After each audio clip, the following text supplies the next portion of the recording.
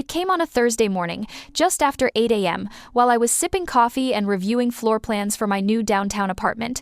A text notification lit up my phone like any other, but this one felt different before I even read it.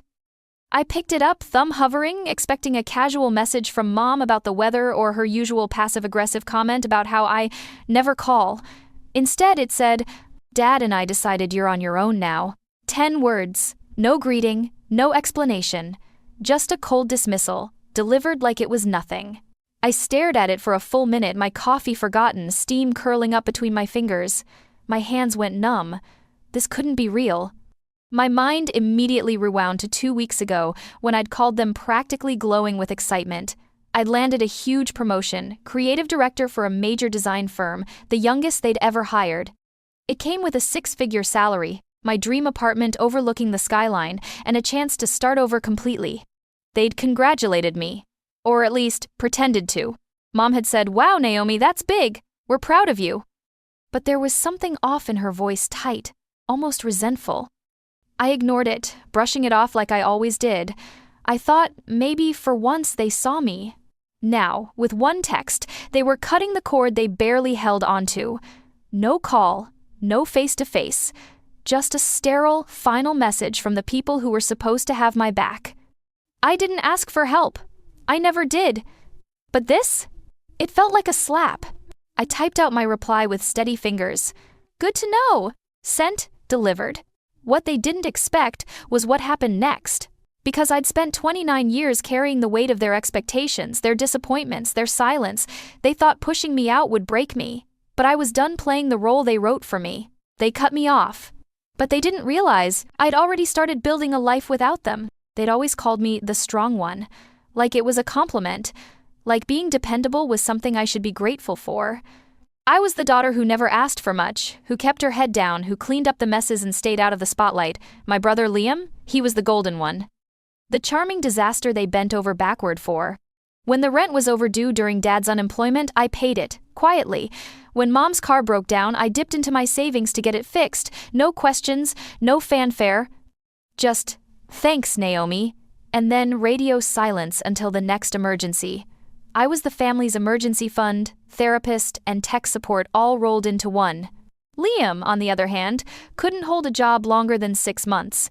He'd bounce from one failed startup idea to another, burning bridges and bank accounts like it was his birthright.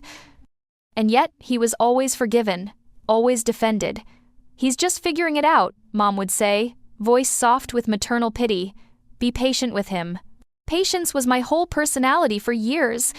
When I got my first job out of college, I sent money home every month. I covered Liam's credit card debt once after Mom cried on the phone about how stressed he was. "He's not like you, Naomi. He can't handle pressure." That was the excuse, as if I was built for it. As if I didn't lie awake some nights wondering if I was just their fallback plan. I once missed a work trip to babysit Liam's dog when he flew to Miami for a networking event.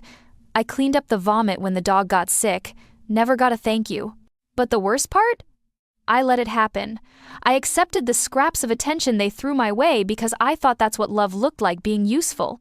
Looking back, I realized I was never their daughter. I was their plan B. And when I finally stopped answering every call, when I finally said no, that's when the text came. Not a conversation. Not a question. Just a declaration. "You're on your own now." Truth is, I always was. They're just the last to figure it out. It started 3 months before the text. The shift was small at first. Snide comments, clipped calls, longer silences between messages. Then came the favor. Mom called one evening, voice dripping with that false sweetness I'd learned to recognize. "Your father and I need your help with something," she said. My stomach tightened. It was never really a request, it was an expectation. She wanted me to co-sign a loan for Liam's newest business idea. Some cryptocurrency project he barely understood but swore would change everything. I told her no. Calmly. Firmly. For the first time in my life, I said no. The silence on the line was heavy. "Naomi," she finally said, her tone sharp, "he's your brother." I didn't flinch. "And he's an adult," I replied. The conversation ended fast after that.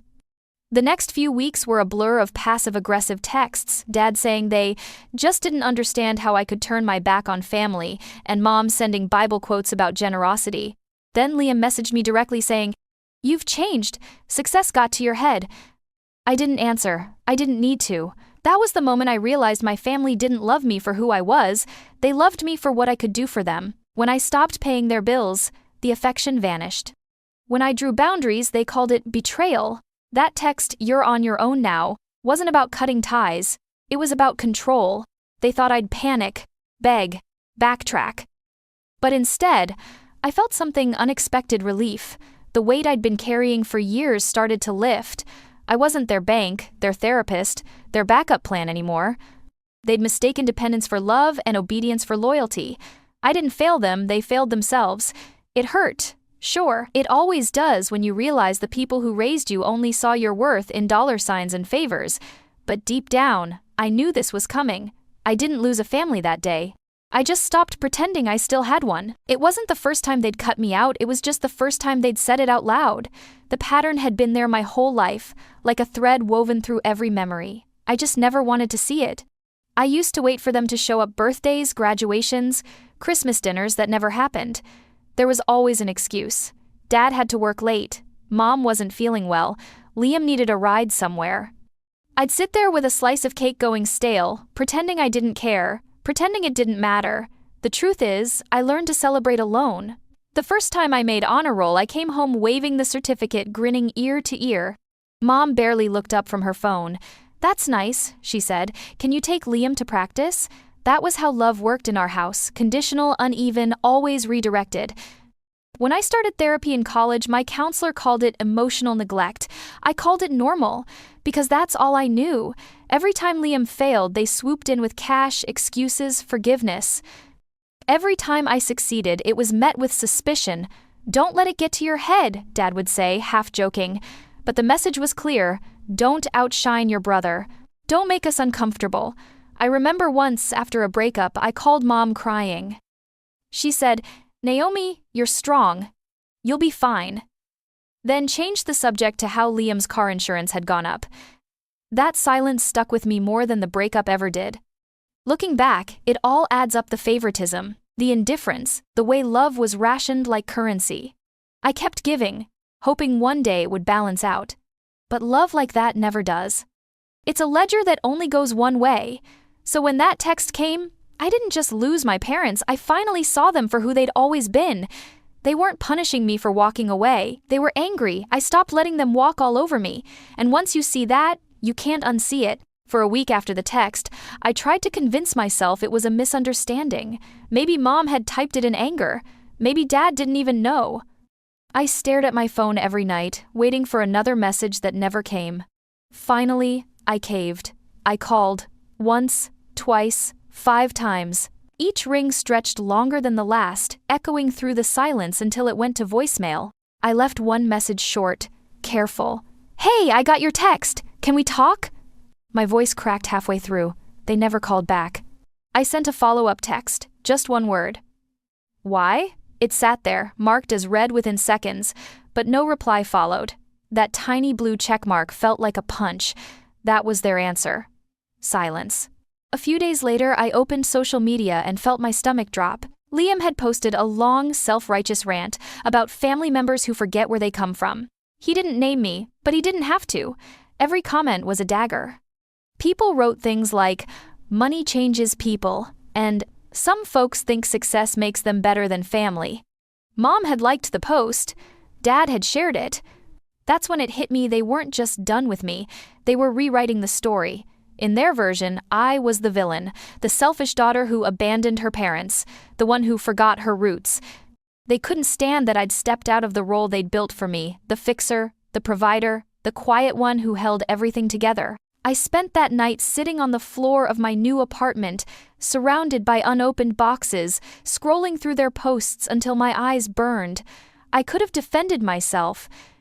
I could have posted proof, the receipts, the messages, but I didn't. I realized there was nothing left to fight for.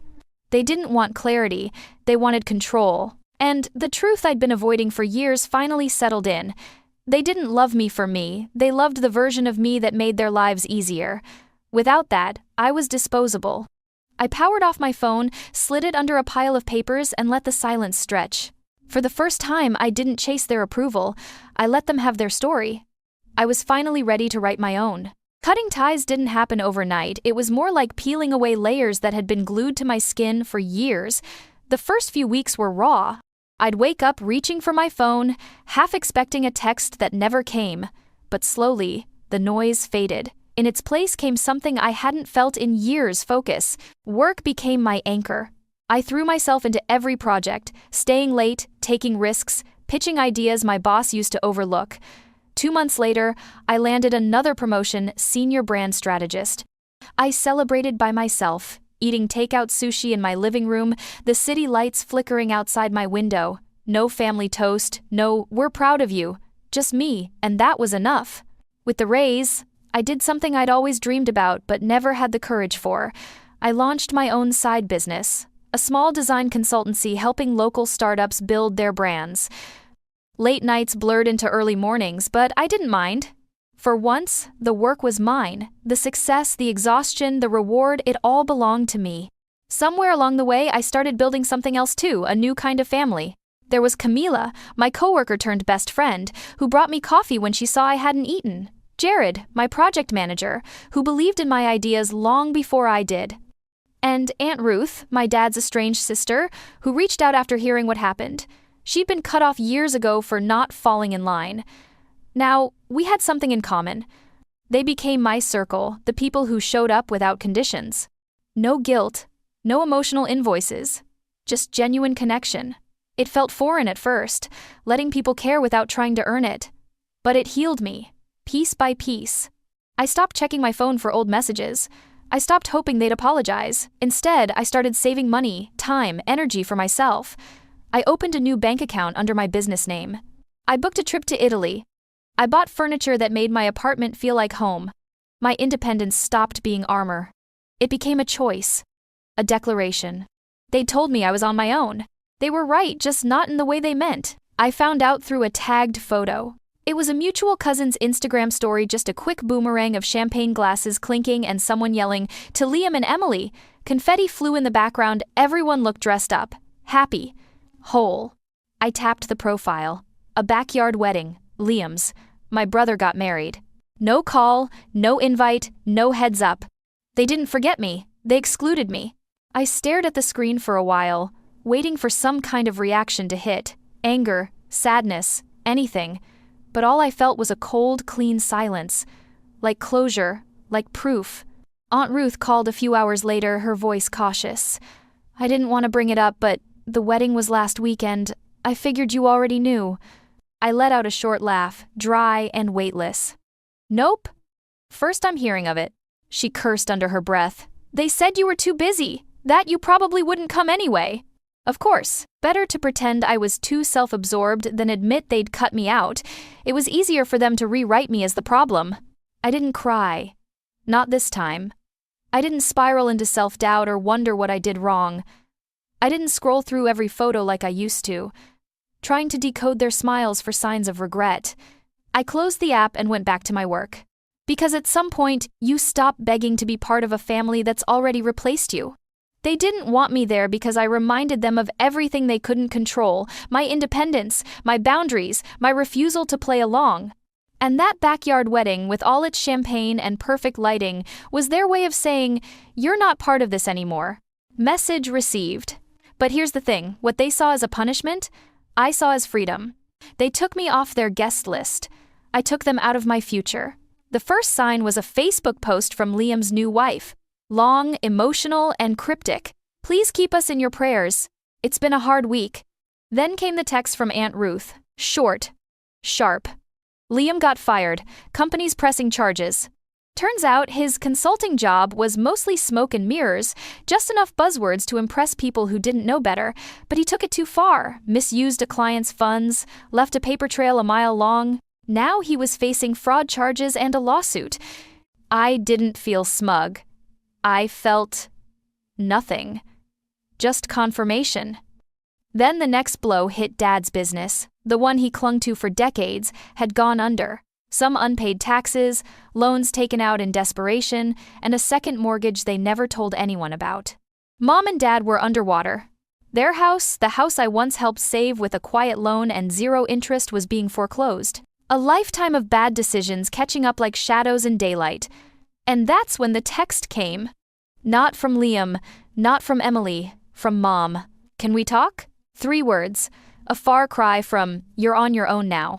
I stared at it, thumb hovering. It buzzed again a minute later. "We need to clear the air."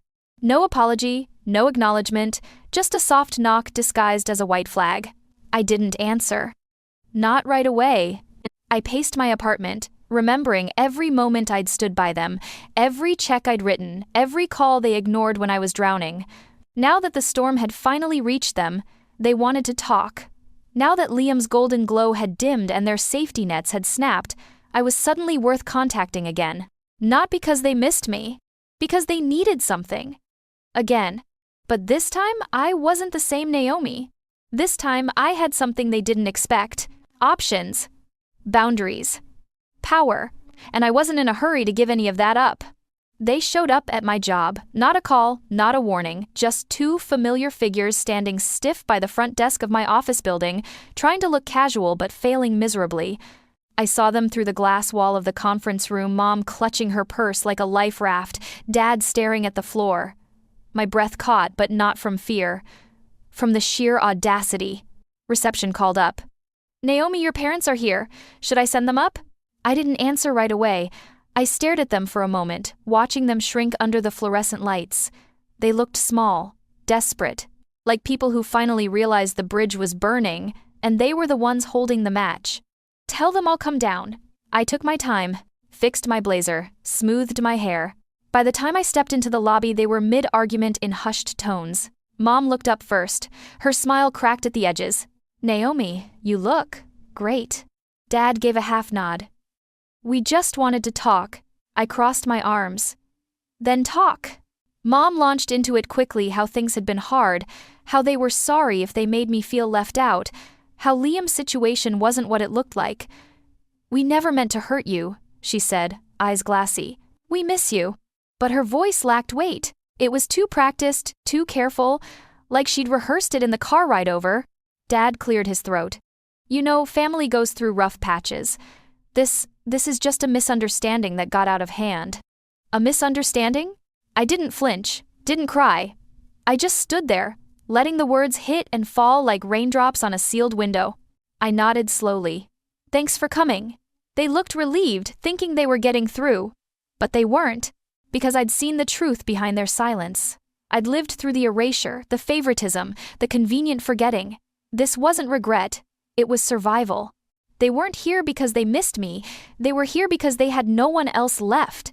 And I was done being the fallback. I took a breath and let the quiet stretch. I could have screamed. I could have listed every betrayal like bullets on a chalkboard, but I didn't. I was past fury.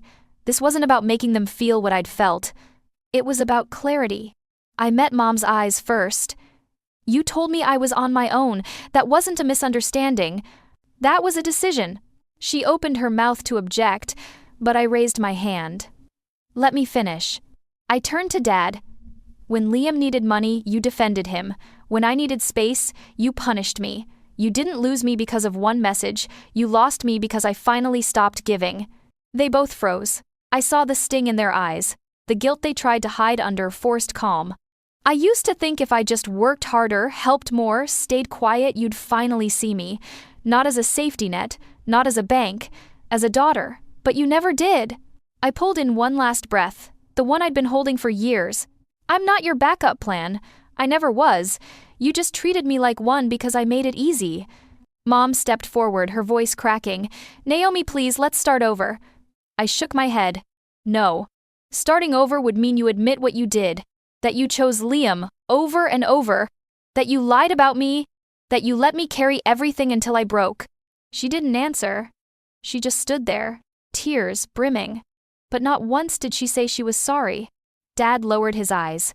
"We didn't realize how far things had gone. You did. You just didn't think I'd ever leave." I took a step back, the glass doors of my office behind me. You're not the only ones who get to decide who's in the family. And with that, I turned and walked away. No dramatics, no yelling, just quiet steps that sounded louder than anything they'd ever said to me. This time, the choice was mine, and I chose myself. 6 months later, I stood in the doorway of a sunlit loft with floor-to-ceiling windows, high exposed beams, and a view of the city skyline that used to live only in my daydreams. The lease was signed. The keys were mine. My name, my terms, my future.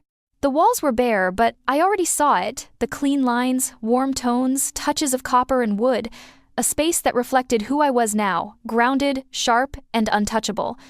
My side business? It exploded. Word of mouth spread like wildfire. What started as a handful of late-night projects turned into a full-fledged brand strategy firm. I hired 2 freelancers, then 4. I built a team. I became the woman they said was too emotional, too proud, too much. Funny how that worked in my favor. One morning, I donated $10,000 to a local shelter, the one my parents used to roll their eyes at, calling it a waste of money. I added a note with the donation, in honor of those who built alone. Later that month, I launched a scholarship fund for first-generation college students, especially those estranged from family. I named it the On My Own Grant. Subtle, personal, intentional. My photo ended up in a local magazine, Orlando's Women to Watch. I didn't send the article to my parents. I didn't need to. They'd see it. Because everything they tried to control, my ambition, my voice, my independence, only made me stronger when they withdrew their approval. They pulled back, thinking I'd shrink. Instead, I expanded. The life I built without them wasn't just thriving, it was shining. And for the first time, I didn't want to prove anything. Not to them, not to anyone. Because when people only value what you give, taking back your power is the loudest thing you can do. And I wasn't just loud, I was unstoppable. Last night I found that first message again, the one that started it all. The one that used to sting. Dad and I decided you're on your own now. And right below it, my response. Good to know. I used to reread those words in pain. Now I read them with pride. Because I was on my own. And I made something beautiful out of it. To anyone listening to the ones who got left behind, cut off, erased because you finally set a boundary, I see you. You are not broken. You are not a burden. You are not selfish for saying enough. If someone tells you you're on your own, let them go. Build alone, quietly, boldly, without apology. And when they come back, not because they missed you, but because they need something, let them watch. Let them watch what you built without them. Let them feel the distance they created. Let them sit with the silence they once gave you. Because peace isn't the absence of noise, it's the presence of self-respect. And you? You deserve every bit of the joy they tried to keep from you. This was my story. But maybe it's yours too. This story was intense, but this story on the right-hand side is even more insane.